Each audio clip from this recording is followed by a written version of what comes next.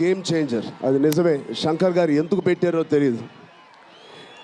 తెర మీద బహుశా మేము చేసే పాత్ర ఒక గేమ్ చేంజింగ్ పాత్ర, కానీ నిజ జీవితంలో మీ అందరికీ తెలుసు, కేవలం ఏపీలోనే కాదు, ఇండియన్ పాలిటిక్స్కి ఉన్న ఏకైక నంబర్ 1 గేమ్ చేంజర్ ఇవాళ పవన్ కళ్యాణ్ గారే. అలాంటి ఆయన పక్కన నేను నుంచోవడం చాలా అదృష్టంగా భావిస్తున్నాను. జనాల కోసం ఇంత తపన పడి, ఇంత ఆలోచించే ఒక వ్యక్తి పక్కన ఆయన జీవించేటప్పుడు మేము కూడా ఆయన పక్కనే ఉంటూ ఇలా ఉన్నామని, అదే కుటుంబంలో పుట్టామని మీతో ఇలా పంచుకున్నందుకు చాలా అదృష్టంగా భావిస్తున్నాను.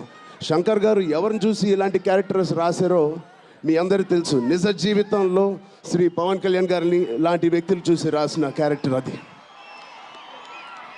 సో చాలా థ్యాంక్ యూ. చాలా మాటలు అనుకున్నాను కానీ